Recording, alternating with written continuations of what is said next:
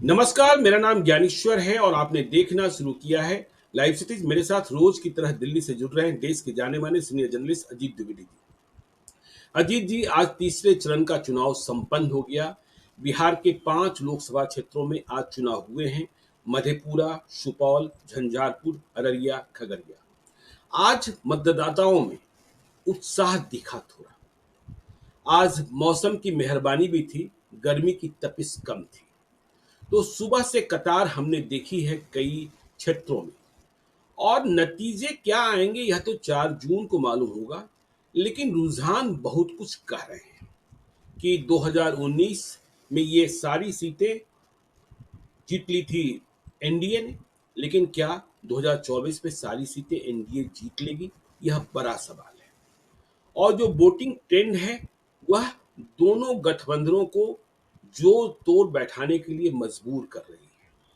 ऐसा नहीं है कि बीजेपी या यूं कहें कि एनडीए ने यह मान लिया है कि आज सभी 5 की 5 सीटें हम जीत रहे हैं।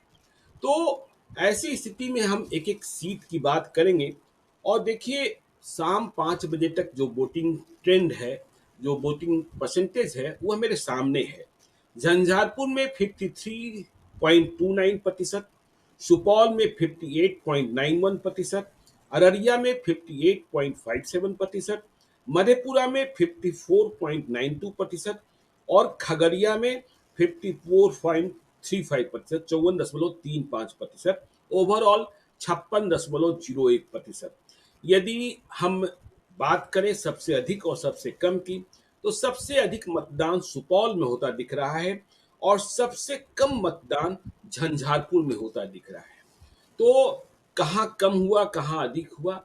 हाँ, यह बात सही है कि पहले और दूसरे चरण की तरह आज भी चुनाव में जब मतदाताओं ने मत दिया है, तो सिर्फ राष्ट्रीय मुद्दे काम नहीं आए, सिर्फ मोदी फैक्टर काम नहीं आया है, जात का फैक्टर भी काम करता दिखा है और एंटी इनकम्बेंसी भी दिखी है। और जिस समूह के वोटर हैं या जिनसे नाराजगी है, बाजार में मतदाताओं की संख्या गांवों से कम दिखाई पड़ी है। यह बीजेपी के लिए चिंताजनक है। तो सबसे पहले यदि हम सारे विधान लोकसभा क्षेत्रों की बात करें, तो जो मत प्रतिशत हमने आपको बताया उससे क्या समझ में आता है, इसके बाद हम लोग एक एक लोकसभा सीट की बात करेंगे। अजीत जी, देखिए ज्ञानेश्वर जी, ये अंतिम आंकड़ा तो देर रात 11 बजे तक जी, या अगले दिन तक आएगा। चुनाव आयोग आजकल तो बहुत समय लगा देता है अंतिम आंकड़ा बिल्कुल। देने में।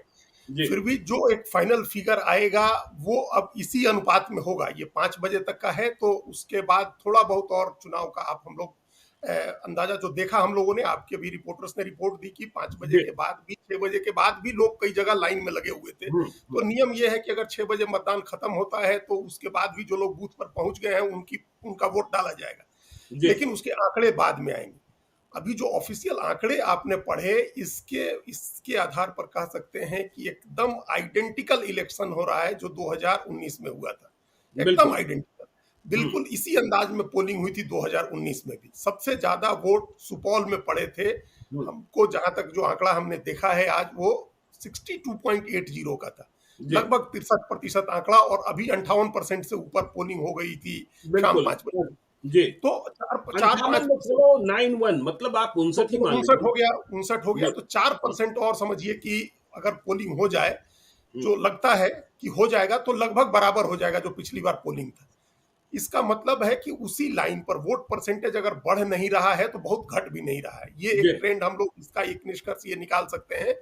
अंतिम आंकड़ा तो जब आएगा तो फिर हम लोग चर्चा कर लेंगे इस पर। लेकिन हुँ, जिस तरह से पहले 2 चरण में देखने को मिला कि मतदान का प्रतिशत पिछली बार से बहुत कम हो गया, वो इस बार नहीं होता दिख रहा है। और जी, आइडेंटिकल हमने इसलिए कहा क्योंकि 2019 में भी सबसे ज्यादा पोल हुआ था सुपौल में और सबसे कम मतदान हुआ था झंझारपुर में।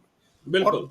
सुपौल के बाद जो दूसरा सबसे ज्यादा पोलिंग थी वो अररिया में थी। वो भी आप बता रहे हैं कि अररिया में सुपौल के बाद सबसे ज्यादा पोलिंग जी, अररिया में हुई है। हुँ, उसके बाद मधेपुरा, फिर खगड़िया और सबसे कम झंझारपुर। तो जी, ये ट्रेंड है, यही पिछली बार भी हुआ था। हालांकि अब इस आधार पर यह निष्कर्ष नहीं निकाला जा सकता है कि नतीजे भी पिछली बार की तरह ही आ जाएंगे। हुँ, नतीजों का अंदाजा पिछली बार की तरह हम लोग नहीं लगा सकते हैं, क्योंकि पिछली बार जो राष्ट्रवाद का उफान था वो एकदम वो चरम नहीं पर है। था।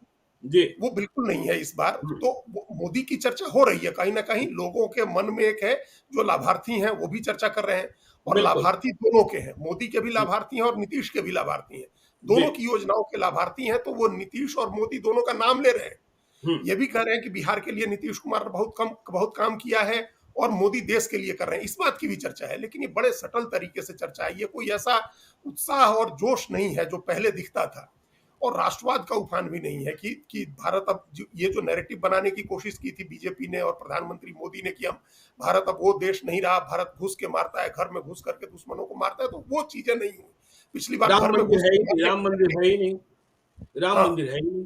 राम मंदिर नहीं है। और हुँ, पिछली बार घर में घुस के मारने का नैरेटिव था, क्योंकि सब स्ट्राइक हुए थे बालाकोट के और बिल्कुल। उरी के, और पुलवामा का कांड हुआ था।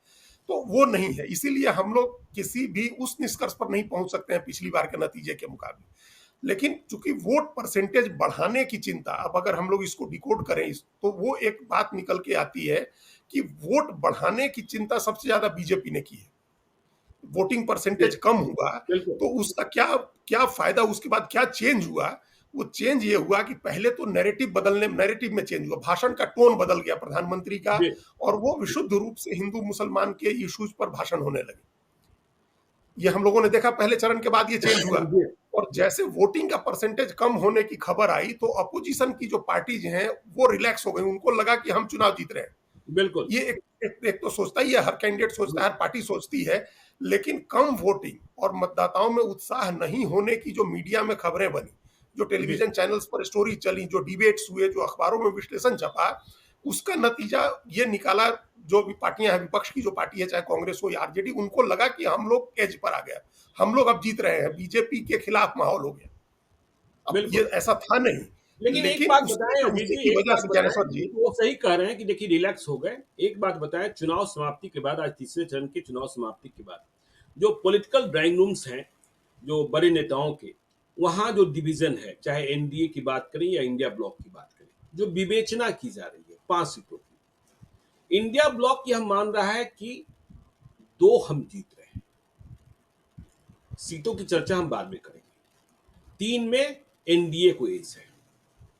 और एनडीए के ड्राइंग रूम में चर्चा ये हो रही है कि जीत तो हम 5 के 5 रहे हैं, लेकिन 2 में लड़ाई है और फासला बहुत कम है। तो ये चर्चा पॉलिटिकल ड्राइंग रूम में शुरू हो गई है। मतलब कि हाँ, 2 हम जीत सकते हैं, उधर जीतेंगे 5 हम ही, लेकिन 2 में लड़ाई बहुत तगड़े तरीके से फंसी। जब हम एक एक सीट की विवेचना करेंगे तो इसका भी विस्तार सामने आएगा। जी जी। जब जो आप कह रहे हैं, जैसे जो अपोजिशन का जो हमने कहा ना रिलैक्स हो गए, जी। तो उससे कॉन्शस हुई भारतीय जनता पार्टी। हम्म। उसका जो कहा, जो चेंजेज हुए, भाषण का टोन बदला, हम्म। पॉलिटिकल नैरेटिव बदलने की कोशिश हुई, हिंदू मुसलमान बनाने की कोशिश हुई, भारत पाकिस्तान बनाने की कोशिश हुई, तो वो एक मुद्दा आया। और दूसरे, बीजेपी ने अपनी मशीनरी को एक्टिव किया वोट डलवाने के लिए, बिल्कुल। क्योंकि उनके मन में भी कहीं ना कहीं ये बात आई कि अगर वोटिंग कम होती है तो हमको नुकसान हो सकता है। हम्म। क्योंकि इस बार बीजेपी की भी फीडबैक ये है, बीजेपी के जिस नेता से दिल्ली में बात करी, जो डाटा आंकड़े का खेल करते हैं, हम्म। उनका उनका मानना है कि कास्ट के नाम पर बहुत ज्यादा इलेक्शन जो है, बहुत ज्यादा कैंडिडेट सेंट्रिक हो गया है और लोकल इश्यूज सेंट्रिक हो गया है। उम्मीदवार पर बहुत ज्यादा चर्चा हो रही है, लोकल इश्यूज पर बहुत ज्यादा चर्चा हो रही है। लोग प्रधानमंत्री मोदी को ब्लेम नहीं कर रहे हैं किसी बात के लिए, लेकिन जी। एमपी से सवाल जरूर पूछ रहे हैं कि आपने क्या काम किया। ये आपको भी रिपोर्ट है, आपने कई बार इस बात का बिल्कुल। जिक्र किया है कि लोग एमपी से पूछ रहे हैं कि आपने क्या काम किया। हम्म। जहां एमपी बदल गए, वहां ये धारणा बन गई है कि बहुत खराब काम करता था इसलिए बदल दिए। जहां नहीं बदला, वहां जो मौजूदा एमपी है उसे पूछा जा रहा है कि भाई आपने क्या काम किया इतने दिनों में। हम्म। तो इन सब की वजह से बीजेपी ने अतिरिक्त तैयारी की थी इस बार वोट निकालने की। बीजेपी की मशीनरी इस बार काम कर रही थी, और वो आरएसएस को भी इन्वॉल्व करने की कोशिश की गई थी। पता नहीं उसमें कितनी कामयाबी मिली, वो वोटिंग जी। के अंतिम आंकड़े आएंगे और दूसरे लोगों की जब रिपोर्ट्स आएंगी तो पता चलेगा, जो जो लोग फील्ड में काम कर रहे थे बीजेपी आरएसएस की तरफ से। लेकिन इस बार बीजेपी ने कोशिश की थी कि अपना वोट निकले उसका, और वो इसलिए जरूरी था क्योंकि जिस एक सीट पर बीजेपी लड़ रही थी, अररिया, वो बहुत क्लोज कॉन्टेस्ट की सीट हो गई थी। जी। और वो सीट बीजेपी के लिए बड़ी प्रतिष्ठा की सीट है। वहां सीट जीतना जरूरी इसलिए है क्योंकि वो एकदम एज पर सीट है, 43% मुस्लिम नहीं, आबादी वाली सीट है। उसके बारे में हम इसीलिए बताएंगे, जो हमारे लोकल नहीं, हम बीजेपी के रिपोर्टर एंगल है। से बता रहे हैं, हम सीट नहीं जी। बता रहे हैं, हम हाँ, बीजेपी की जो उसके बारे तैयारी में है हम उस एंगल बताएंगे से। जब हम अररिया पर आएंगे कि वहाँ के जो यादव हैं वो आज पॉलिटिकल हिंदू बने कि नहीं बने। लेकिन आज जो 5 सीटें थी, उनमें देखिए 3 सीटों पर झंझारपुर, सुपौल और मधेपुरा अति पिछड़ों का जुटान, अति पिछड़े ही इन 3 सीटों का रिजल्ट निकालते हैं। तो आज उन्होंने निकाला भी है।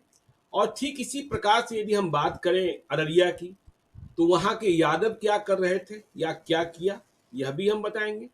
और खगड़िया में कुशवाहा, कुर्मी और कोयरी मत कितना बटा और यादव कितने गोलबंद रहे, तो यह भी आज हम इसी कार्यक्रम में बताएंगे। हम लोग चर्चा करेंगे, लोकल इनपुट्स है, फील्ड इनपुट्स है। तो देखिए, सबसे पहले हम चर्चा करें झंझारपुर लोकसभा क्षेत्र की। अजीत जी, झंझारपुर में चुनाव ट्रेंगुलर दिखाई पड़ रहा था, त्रिकोणीय।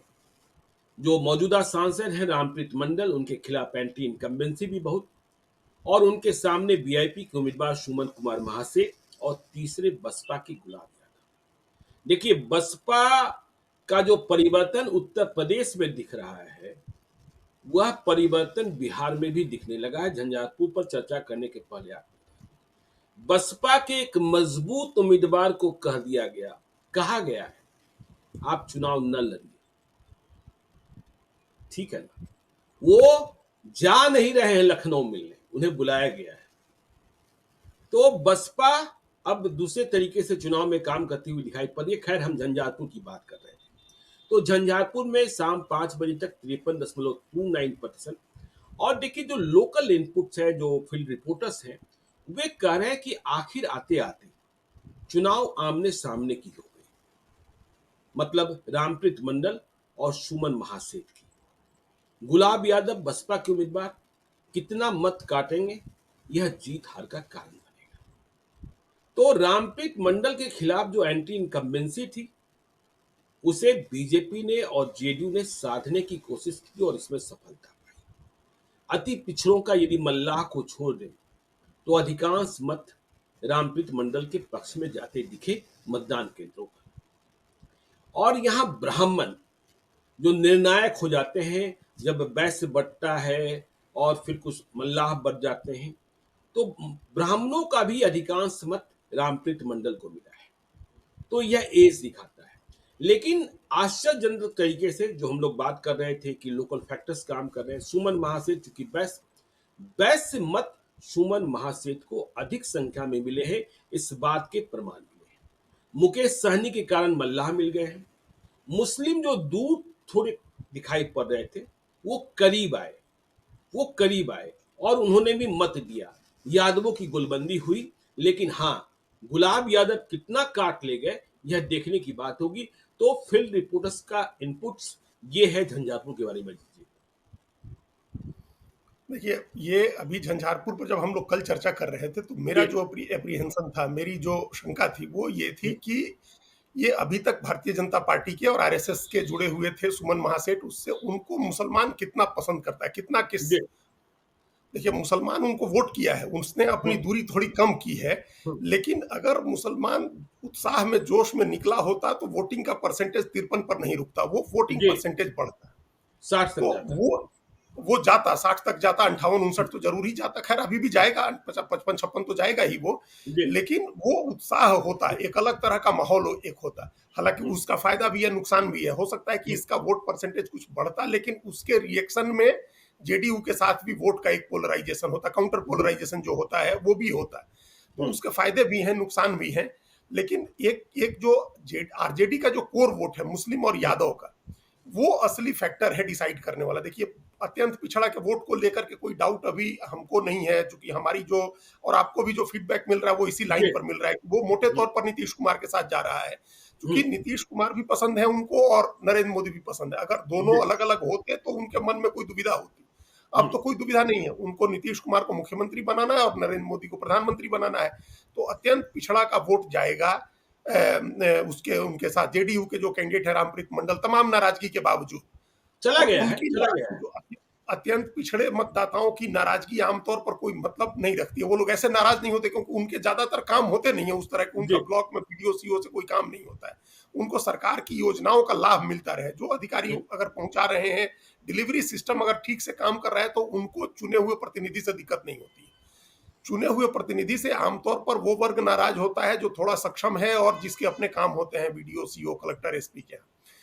अगर वो वर्ग नाराज है, जो मध्य वर्ग है, जो अगली जातियां हैं, ब्राह्मण जो आपने कहा, और हम लोगों ने कल इस पर चर्चा की थी कि संजय झा ने फिर अंतिम समय में खूब मेहनत की वहां ब्राह्मणों बिल्कुल। को समझाने के लिए, और तो समझा भी दिए। बीजेपी ने समझाया भी काफी हद तक। तो बीजेपी और जेडीयू को अंदाजा हो गया था नॉमिनेशन के तुरंत बाद कि रामप्रीत मंडल के लिए माहौल ठीक नहीं है, लोग उनसे नाराज हैं और उस नाराजगी को दूर करने के लिए एक्स्ट्रा एफर्ट करना होगा।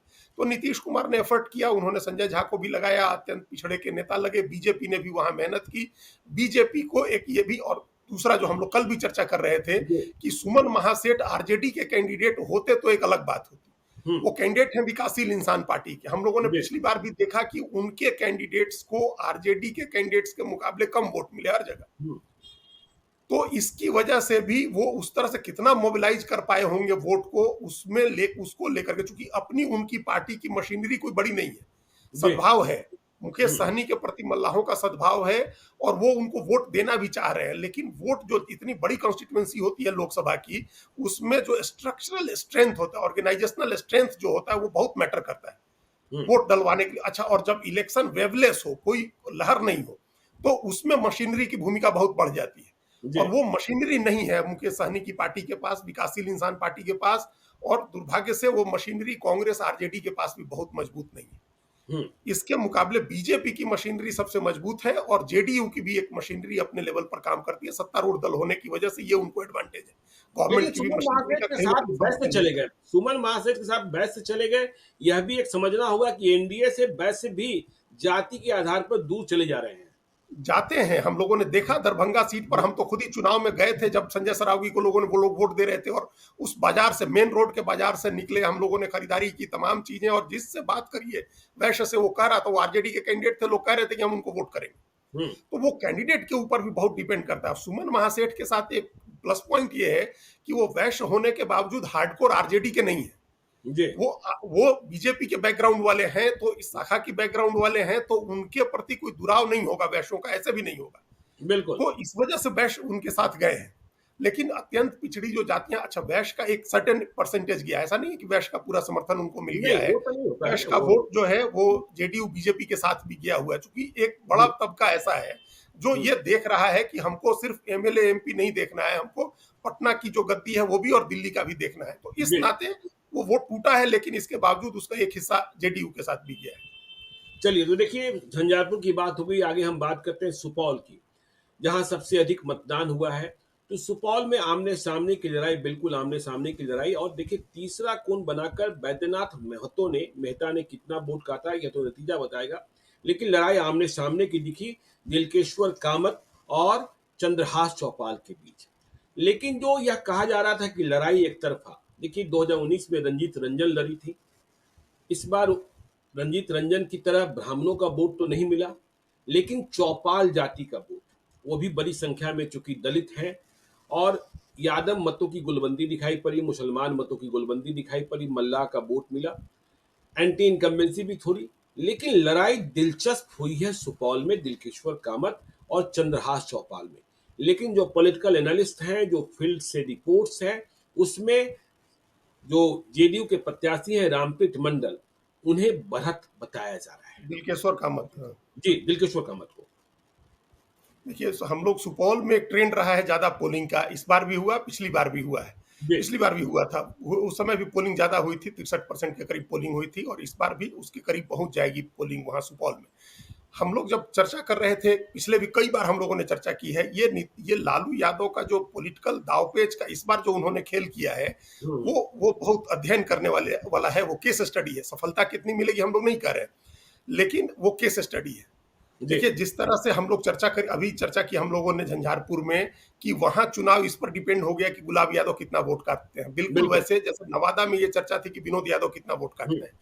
तो ये इसका मतलब कि लड़ाई ऐसा ऐसा लग रहा, हो सकता है कि ग्राउंड पर बिल्कुल ईवीएम में दूसरे तरह से वोट पड़ रहे हो, लेकिन ऊपर से ऐसा दिख रहा है कि लड़ाई कोई ऐसे पॉजिटिव नोट पर नहीं हो रही है कि बड़ा भारी बहुत बढ़िया कैंडिडेट है, इसको जिता देना है, नहीं, या वो तो बिल्कुल अपोजिशन नहीं। का, और वो अपोजिशन बिल्कुल का कैंडिडेट बहुत बढ़िया है, उसको जिता देना है, वो भी नहीं है। जी, नहीं मतलब है। उसके लिए कोई मारामारी नहीं है कि इसको जिताना है या इसको जिताना है, वो नहीं है। बड़ा रूटीन सा पोल हो रहा है, और उसमें कोई एक तीसरा कैंडिडेट आ जा रहा है, तो वो कितना वोट काटेगा, जैसे यहाँ बैद्यनाथ मेहता कितना वोट काटते हैं, ये जी, एक फैक्टर हो गया, क्योंकि जेडीयू को डैमेज करेंगे, जो भी वो काटेंगे सो जेडीयू के कैंडिडेट दिलकेश्वर कामत को वो डैमेज करेंगे। तो ये एक फैक्टर ये एनालाइज करना है। यहाँ क्या है, पूर्णिया डिवीजन से अलग, ये सीमांचल, ये कोसी का इलाका है, जी, तो मुस्लिम आबादी एवरेज ही है जो बिहार की है, 18% की मुस्लिम आबादी है। इसलिए लड़ाई अत्यंत पिछड़ों की ही होनी है। यहाँ जो बड़ी आबादी है, यहाँ जो वो नेशनल, वो स्टेट के एवरेज से थोड़ा ज्यादा है, 36% का एवरेज अगर माने उससे ज्यादा है। इसमें लालू यादव की जो पॉलिटिकल दावपेच की हम बात करें तो वो इसलिए कर रहे थे क्योंकि जो हम लोगों ने कल चर्चा की, ये बहुत रेयर होता है कि आप जनरल सीट पर किसी बिल्कुल। दलित को लड़ाएं। जी। पूरे देश में जो हम लोग सुनते थे वो सुशील कुमार शिंदे के बारे में सुनते थे। वो हमेशा सोलापुर की सुरक्षित सीट से नहीं, कभी सुरक्षित सीट से नहीं लड़ते थे। हुँ, वो जनरल सीट से लड़के आते थे, दलित समुदाय के थे, लेकिन जनरल सीट से लड़के एमपी होते थे। बाकी कोई बड़ा से बड़ा नेता भी हमने नहीं सुना है जो जनरल सीट से लड़ता हो। तो जनरल सीट से एक अनुसूचित जाति के उम्मीदवार को लड़ाने का एक बड़ा दाव चला लालू यादव ने, और उसका मकसद ये था कि जो 20% के करीब दलित का वोट है उसको एकजुट किया जी। जाए। उनको देखिए, इस बार लालू यादव को बहुत भरोसा है अपने वोट पर, मुस्लिम यादव के कोर वोट पर उनको बहुत भरोसा है। उनको लग रहा है कि अगर 30-32% ये वोट आ जाए और कैंडिडेट के नाम से कुछ दलित का वोट आता है तो लड़ाई फिर बहुत नजदीकी हो जाएगी। नहीं, यही मैं आपको रोकता हूँ। देखिए अजीत जी, जो देखिए जो फील्ड रिपोर्ट्स है, जो इनपुट्स है, मधेपुरा और सुपौल के बारे में, मधेपुरा के बारे में तो आगे से हम विस्तार से चर्चा करेंगे। सुपौल में विजेंद्र प्रसाद यादव जो नीतीश कुमार के बेहद भरोसेमंद है और सुपौल से ही विधायक है, उनका फैक्टर भी काम किया है। ऐसा नहीं कि यादव का 100% मत मिल बिल्कुल, गया। बिल्कुल। हाँ, बिल्कुल आरजेडी को। और दूसरी बात, मधेपुरा और सुपौल से, जहां दोनों लोकसभा क्षेत्रों से जेडीयू के प्रत्याशी हैं, मैं अररिया की बात नहीं कर रहा, मैं खगड़िया की बात नहीं कर रहा, मैं झंझारपुर की बात नहीं कर रहा, लेकिन मधेपुरा और सुपौल से ये खबरें आ रही हैं कि वहां के मुसलमानों ने, चाहे प्रतिशत जितना हो, कुछ मत जेडीयू को भी दिए हैं और नीतीश कुमार के प्रति नाराजगी नहीं दिख रही थी। बीजेपी से गुस्सा थे, लेकिन मतदान केंद्रों पर जब मुसलमानों से बातचीत की जा रही थी तो उन्होंने कहा कि देखिए नीतीश कुमार ही एक ऐसे हैं जो सबको ठीक रखते हैं और हम लोग सुरक्षित रहते देखिए, ये बात हम लोगों ने, ज्ञानेश्वर जी, कितनी बार हम लोगों ने ये चर्चा हैं। जी। की है कि ये नीतीश कुमार, और हमेशा उस वोट को बचाने के लिए नीतीश कुमार प्रयास करते हैं। हम्म। वो अपना सेकुलर क्रेडेंशियल्स हमेशा बचाए रखना चाहते हैं बीजेपी के साथ होने के बावजूद। जी। तो एक एक जो जिस जिस तरह से उत्साह में जोश के साथ जाता है बीजेपी को हरवाने मुस्लिम वोटर मतदाता मतदान केंद्रों पर, उस तरह से हम्म। नीतीश कुमार के उम्मीदवार को हराने नहीं जाता है। ये अपने आप बिल्कुल। में ही बड़ी बात हो गई। जी। तो इसका मतलब कि जो कोर वोट है, विजेंद्र यादव के बारे में आपकी ग्राउंड की रिपोर्ट है, अगर वो फैक्टर काम कर रहा है और यादव वोट पूरी तरह से नहीं जा रहे हैं आरजेडी की तरफ, हम्म। और मुस्लिम भी इस जोश में नहीं गया है कि हमको हरवा देना है दिलकेश्वर कामत को, तब तो अपने आप ही खेल यहाँ स्पष्ट हो गई, तस्वीर स्पष्ट हो गई। जी। और हमने जब देखा सुबह में कि शाहनवाज हुसैन वोट डालने गए हैं सुपौल में, तो एक उसका भी एक इम्पैक्ट होगा। वो तो आए होंगे तो अपना बीजेपी का कमल निशानी दिखाएंगे, बिल्कुल। जेडीयू के लिए ही वोट मांगेंगे, हम्म। तो उसका भी ये कहीं ना कहीं वो फैक्टर होगा। तो अगर वो कोर वोट नहीं आया, दोनों कोर वोट पूरी तरह से नहीं आता है साथ में, तो फिर दलित वोट अपने साथ जोड़ने का जो जो स्टैंड, जो एक दाव है, वो बहुत कारगर नहीं होगा। हम्म। क्योंकि उस वोट को डलवाने के लिए एक कैटलिस्ट टाइप का एक फैक्टर चाहिए होता है, कैटलिस्ट चाहिए होता है जो उसको भी अपने साथ मोटिवेट करे वोट डालने के लिए। जी। नहीं तो उस वोट में महादलित में भी एक बड़ा रुझान होता है नीतीश कुमार की पार्टी की तरफ।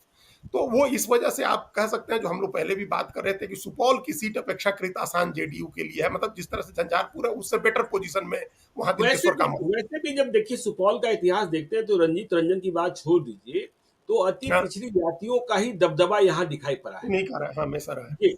जी। तो देखिए हमने बात कर ली सुपौल की, अब बात करते हैं अररिया की, सबसे इंटरेस्टिंग सीट, जहां 7,15,000 मुसलमान और 2,10,000 यादव थे। हम लोग लगातार कह रहे थे कि चुनाव के दिन देखना होगा यादव माई समीकरण के तहत रहते हैं या पॉलिटिकल हिंदू बन जाते हैं।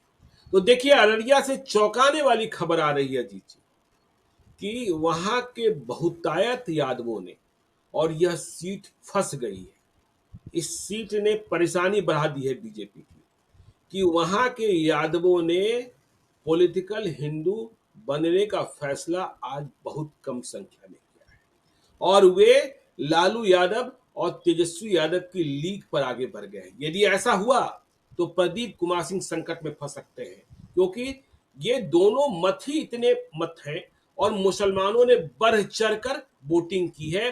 खबर यह भी आ रही है कि जिधर बाजार इलाके में जहां बीजेपी का दबदबा अधिक, वहां मतदान केंद्रों पर मतदाता कम दिखाई पड़ रहे थे। देखिए, ये हम एक जब एनालिसिस करते हैं चुनाव का, एक करंट डाटा होता है और एक हिस्ट्री होती है, जो इलेक्शन वहाँ के चुनाव की जो हिस्ट्री है, जी। वहाँ क्या, वहाँ पोलिंग, हाई पोलिंग वाला, हाई मतलब वोटर टर्नआउट वाला क्षेत्र है। वो पिछली बार भी 62.35 कुछ इस तरह का, जी। सुपौल से थोड़ा कम था, लेकिन 62% से ऊपर पोलिंग हुई थी अररिया में, और जीत गए थे। अंतर सबसे कम रहा था जीत हार का, इन 5 सीटों प्रदीप में जी गए अररिया थे। में सबसे कम हार का, कम अंतर रहा था। वो उसका कारण एग्जैक्टली वही है जो आपने कहा, कि इतना वोट है मुस्लिम यादव का कि वही वोट बड़ा अंतर ले आ देता है, बहुत ज्यादा वोट हो जाता है। जी। लेकिन अगर आप वोट देखें कि कितना वोट आ रहा है, तो वो वोट उस अनुपात में नहीं होता है। जैसे पिछली बार सरफराज जी। आलम वहां से चुनाव लड़े थे, हम्म। तो उनको कुछ 4,80,000 वोट आया था। हम्म। 4,80,000 वोट आया था। और उसके पहले 2014 में जब उनके पिता जीते थे, तस्मीमुद्दीन हम्म। साहब वहां से एमपी का इलेक्शन जीते थे, तो उनको 4,07,000 वोट आया था। हम्म।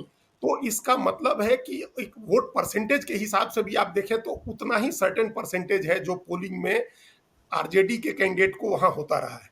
जी। आरजेडी कांग्रेस का अलायंस, और जीते तस्लीमुद्दीन साहब इसलिए थे क्योंकि उस समय जेडीयू अलग लड़ रही थी। जी। जैसे ही जेडीयू और बीजेपी दोनों साथ आए, इनका वोट 6 लाख के करीब पहुंच गया, हम्म। 6 लाख से ऊपर पहुंच गया। तो ये तो तय माने कि इस बार भी जेडीयू बीजेपी का वोट वहां तक जाएगा। जो कोर इनका वोट है अपना, जो अत्यंत पिछड़ा है, जो फॉरवर्ड है, जो वैश्य वोट है, जो अदर देन नॉन यादव पिछड़ा है, वो वोट तो एक मुश्त है, उस वोट में टूट नहीं है। जी। लेकिन अब यह है कि वो वोट कितना पड़ा। हम्म। ये जो फैक्ट जब आएगा, चुनाव का आंकड़ा, अंतिम आंकड़ा आएगा, तब पता चलेगा कि गांव में कितना पोल हुआ, शहर में जी। कितना पोल हुआ। लोग हम्म। अगर शहर में कम निकले हैं और गांव में ज्यादा पोलिंग हुई है, तब फिर ये प्रदीप सिंह के लिए चिंता की बात हो जाएगी। बिल्कुल। अगर पोलिंग होती है, इवन इवन पोलिंग होती है, बराबर के हिसाब से पोलिंग होती है, तो कठिन लड़ाई में भी पिछली बार की तरह कम अंतर से ही निकले, लेकिन निकल सकते हैं। लेकिन अंतर लगातार कम हो गया पिछली बार के मुकाबले भी। इस बार वो ज्यादा फंसे हुए इसलिए दिख रहे हैं, जिसकी आपके पास रिपोर्ट है कि इस बार यादव अलग तरह से बिहेव कर रहा है पूरे पूरे बिल्कुल। बिहार में। इस हम्म। बार वो हो जाता था कि जहां यादव कैंडिडेट नहीं है, वहां वो राष्ट्रवादी हो जाते थे, हिंदू हो जाते थे, और जहां अपना आरजेडी का कैंडिडेट है, वहां जात पार्टी हो जाते थे कि अपनी जाति के कैंडिडेट को चुनाव वोट देना है, आरजेडी के कैंडिडेट को वोट देना है। जहां बीजेपी का यादव होता था, वहां बीजेपी के यादव को देते थे, जहां आरजेडी का यादव होता था, वहां उसको देते थे, जहां कोई यादव नहीं होता था, वहां राष्ट्रवाद और हिंदुत्व का मुद्दा उनके सामने रहता था। ये जी। इस बार नहीं दिख रहा है। इस बार मतलब हम्म। कम दिख रहा है। अभी भी है, इस बार भी है। इस बार भी ऐसा नहीं है कि यादव बीजेपी को बिल्कुल वोट नहीं दे रहा है, वो दे रहा है, हम्म। जेडीयू को जी। भी वोट दे रहा है, लेकिन पहले पहले के मुकाबले वो कम हो गया है। अगर बिल्कुल। बहुत कम हुआ होगा तो फिर प्रदीप सिंह को दिक्कत है, मुश्किल है। अगर ठीक ठाक वोट मिल जाता है अगर उनको यादव का, तो फिर नैया पार लगेगी, बेड़ा पार हाँ, लगेगा जब उनका। यादव का मत मिल जाता है तब तो नैया पार लग ही जाएगी, लेकिन वो संकेतक है कि कम संख्या में पॉलिटिकल हिंदू बने हैं 2019 की तुलना में इस बार यादव। तो ये अररिया की बात हुई। चलते हैं आगे मधेपुरा रोम पोप का, मधेपुरा गोप का। और आमने सामने लड़ रहे थे प्रोफेसर दिनेश चंद्र यादव जेडीयू के कैंडिडेट और आरजेडी के कैंडिडेट डॉक्टर प्रोफेसर चंद्रदीप। और देखिए इस बार जो जातियों में उपजातियों का झगड़ा हो जाता है, मधेपुरा में किस्नौत और मजरौत का भी झगड़ा हो जाता था, लेकिन इस बार संयोग से दोनों जाति किस्नौत। तो देखिए मधेपुरा से ये रिपोर्ट आ रही है कि अति पिछड़े तो गोल बन रहे हैं, और अति पिछड़े के मतों से ही वहां जेडीयू की जीत होती रही है। लालू यादव बिल्कुल के बिल्कुल। यादव उम्मीदवार चुनाव हारते रहे। लेकिन इसके साथ खबर ये भी आ रही है कि सवर्णों में, वहां राजपूत भी हैं, ब्राह्मण भी हैं, उनमें वोट देने के लिए उत्साह नहीं था। उनका उत्साह कम था। नोटा की संख्या बढ़ सकती है। लेकिन जैसा हमने बताया कि सुपौल में, झंझारपुर में मल्ला मुकेश सहनी के कहने पर इंडिया ब्लॉक में चले गए, लेकिन मधेपुरा में इसकी संख्या कम दिखाई दी। आलमनगर विधानसभा क्षेत्र है जहां से नरेंद्र नारायण यादव है, वहां सबसे अधिक मल्ला है। वहां एक ऐसा लोकल फैक्टर काम कर गया जिसके बारे में सोच ही नहीं सकते थे। क्या काम कर गया? 2020 में आरजेडी के उम्मीदवार वहां कोई मल्लाह थे, जैसा मुझे बताया गया है। तो यादवों ने उन्हें मत नहीं दिया था, इसलिए वे चुनाव हार गए थे। नरेंद्र नारायण यादव चुनाव जीत गए थे। तो इसका गुस्सा मल्लाह ने मुकेश सहनी के इंडिया ब्लॉक में साथ रहते हुए भी लोकसभा में निकाल लिया कि जब तुमने नहीं दिया तो हम तुम्हारे यादव को क्यों वोट कर दे, जबकि पंचायत कराने की बहुत कोशिशें हुई। तो मधेपुरा में फिर से दिनेश चंद्र यादव, जो अंतिम समय में बहुत तगड़े मुकाबले में आ गए, उनके खिलाफ लोगों का गुस्सा, आप करते क्या हैं, आपने किया क्या, आप कब आए, आप कब नहीं आए, तमाम बातें हुई।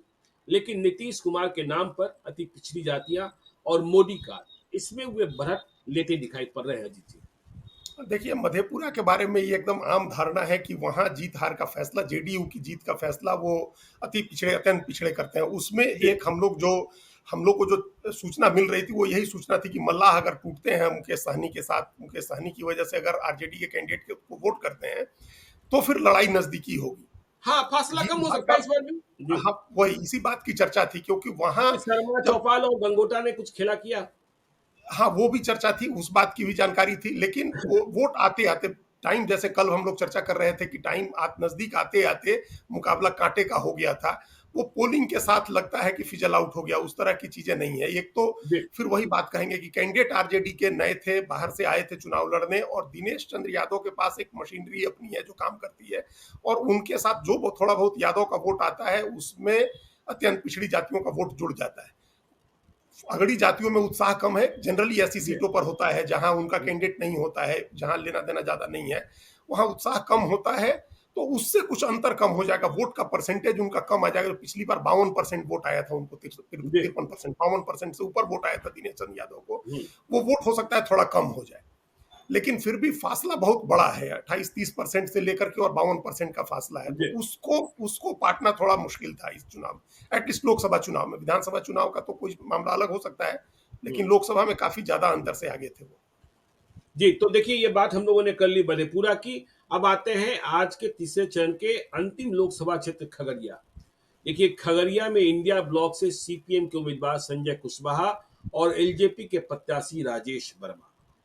अब देखिए बहुत दिलचस्प हो गया आज का चुनाव। और जो कहते हैं, जो देखा जा रहा है कि कुशवाहा टैक्टिकल वोटिंग कर रहे हैं, तो पूरी बात जाकर वहां टिक गई है। यादवों के बारे में कहा जा रहा है कि उन्होंने इंडिया ब्लॉक के साथ जाना पसंद कर लिया, 2029 की चिंता कर दी। और मैनेजमेंट के मामले में भी आरजेडी का मैनेजमेंट, सीपीएम का मैनेजमेंट थोड़ा अधिक मजबूत दिखा। लेकिन कुशवाहा, जिस पर सबसे अधिक ऊर्जा खपत की, कुर्मी, जिस पर सबसे अधिक एनर्जी लगाई नीतीश कुमार ने, कुशवाहा पर सम्राट चौधरी, वे वोट बट गए। और यही एनडीए की चिंता का कारण है। दोनों पक्ष कह रहे हैं, मैंने बीजेपी वालों से बातचीत की, वे कह रहे हैं नहीं, अधिक कुशवाहा और कोयली का मत, मतलब कुर्मी कोयली का मत मुझे ही मिला है। उधर वाले कह रहे हैं मुझे ही मिला है। और कुशवाहा इतने स्मार्ट निकले वहां कि वोट देकर चुपके से घर चल दिए, कुछ बोल ही नहीं रहे थे। हमने ऐसे बाइट भी देखे कि एक को कह दिया कि हाँ हम तो बिल्कुल मोदी के नाम पर, और दूसरे को कह दिया अरे ये अपना हम ही तो लालू है, यादव। अपना ही तो है, अपना ही तो है। तो यह सीट इस तरीके से फंसी है। बस बाकी जातियां, जो नीतीश कुमार की जाति, देखिए महबूब अली कैसर के आने और नहीं आने से बहुत फर्क नहीं पड़ता था, मुसलमान को देना ही देना था। चिराग पासवान के लिए यह प्रतिष्ठा की सीट है, वो वोटिंग करने गए थे, चूंकि इसी लोकसभा क्षेत्र में उनका घर भी है, रामविलास पासवान जी का घर। तो खगड़िया में लड़ाई हुई है अजीत जी, जो फील्ड रिपोर्टर्स के इनपुट से। देखिए, खगड़िया के बारे में जनरली बहुत चर्चा नहीं होती है। जी, आमतौर पर जो दिल्ली में चर्चा होती है, जो दूसरे जो पॉलिटिकल जहां भी चर्चा होती है, और मधेपुरा की चर्चा होती है, कई जी, बार अररिया किशनगंज की भी चर्चा हो जाती है। खगड़िया की चर्चा कम करते हैं लोग, जी, क्योंकि वो एकदम out of the side seat है। लेकिन हम बिल्कुल, जब देखें उस सीट को, वो सीट देखिए, वो कई पार्टियों का के सत्ता पीठ की तरह है। उसी बिल्कुल। खगड़िया लोकसभा में परबत्ता विधानसभा है जो सम्राट चौधरी की सीट है, जो भारतीय उसी जनता में पार्टी के सिमरी बख्तियारपुर है। सिमरी बख्तियारपुर है, जहां से ये बिल्कुल, इनके बेटे जो महबूब अली कैसर के बेटे विधायक हैं वहां से। हाँ। अलौली सीट और इसी में आती है जहां से पशुपति पारस एमएलए होते थे, अलौली सीट भी इसी में है। और हसनपुर सीट भी इसी में है जहां बिल्कुल, से तेज जहाँ तेज प्रताप प्रताप यादव यादव। जी। विधायक होते हैं, तो आरजेडी का एक शक्तिपीठ हो गया, एक लोक जनशक्ति पार्टी का हो गया, भारतीय जनता पार्टी का हो गया। मतलब आप सोचिए कि सारी पार्टियों के बड़े नेताओं का गृह क्षेत्र है ये। और और सबके, आश्चर्यजनक तरीके से अजीत जी 2020 में वहां कांग्रेस जीत गई थी विधानसभा का चुनाव। अब लोग उसे बताइए रेस ये में ही, भी है। हाँ, लोग उसे रेस में ही नहीं मान रहे थे। हाँ, ये भी है, ये भी है। जी, तो ये इस तरह की कॉन्स्टिट्यूएंसी है, इस तरह की इसकी संरचना है इस कॉन्स्टिट्यूएंसी की। तो एक तरफ सम्राट चौधरी की प्रतिष्ठा भी दांव पर लगी है। अच्छा, दूसरा क्या, जो एक सीट जो छूट गई विधानसभा की, वो बेलदौर सीट है, जो नीतीश कुमार की शक्तिपीठ मान सकते हैं हम लोग। उनके अस्थावा नालंदा की तरह की सीट है, जितना कुर्मी वोट बिल्कुल। है वहां वहां से, हुँ। उस तरह की सीट है वो। और लौकुश समीकरण बनाने में इस क्षेत्र का सबसे बड़ा हाथ था भाई। हुँ, शकुनी चौधरी यहाँ को रिप्रेजेंट करते थे, तो नीतीश जी, कुमार और शकुनी चौधरी ने लौकुश का प्रयोग किया, उसकी जगह है ये। तो इस वजह से भी हमने देखा कि ये बड़ी बहुत इंटरेस्टिंग सीट है ये, और इसकी कायदे से बहुत अच्छी से बारीकी से चर्चा होनी चाहिए थी। जी। एक दूसरा इंटरेस्टिंग फैक्ट भी ज्ञानेश्वर जी, हम जो आंकड़े देख रहे थे उसमें देखा हमने कि किरण कुमारिया, ये क्या यादव लेडी जो थी 2014 में जो चुनाव लड़ी थी वहां से, कृष्णा कुमारी यादव, हाँ, या कृष्णा कौन कुमारी। कुमारी यादव, हाँ, हाँ, और हाँ। जो फिर पिछली बार रणवीर जो, यादव की पत्नी। हाँ, तो दोनों कैंडिडेट पिछली बार 2014 में भी आरजेडी के कैंडिडेट को 27% वोट था, हुँ, और 2019 में भी 27% ही वोट आया। हुँ, मतलब वोट का परसेंटेज ऐड नहीं हुआ उसमें। जब मुकेश सहनी लड़े तो 27%, जब जी, यादव कैंडिडेट लड़ी तब भी 27%। हुँ, तो या फिर इसका मतलब कि जब यादव लड़ी थी कैंडिडेट तो मलाह उनके साथ नहीं गए थे, और जब मलाह मुकेश सहनी लड़े तो बहुत सारे यादव उनके साथ नहीं आए, कुछ यादव उनसे टूट भी गए। जी। तो ये इस फैक्टर को एक कंसीडर करना होगा इस एनालिसिस में, कि नहीं, यादव वो का तो वोट किस देखिए तरह। जैसे ही चुनाव समाप्त हुआ, मैंने कल भी बताया था कि सम्राट चौधरी की पूरी कोर टीम वहीं डटी हुई है। हमने उस कोर टीम से बात की, उन्होंने कहा 1.5 लाख से चुनाव जीत गए हैं, कोई गम की बात ही नहीं है। हाँ, तो अब ये उन्होंने उनकी अपना मशीन, संगठन, जी, जी, हाँ, बिल्कुल उनकी कोशिश की मशीनरी है। ने भी काम किया, उनकी मशीनरी ने काम किया होगा, उनको अपने हाँ, ग्राउंड की रिपोर्ट होगी।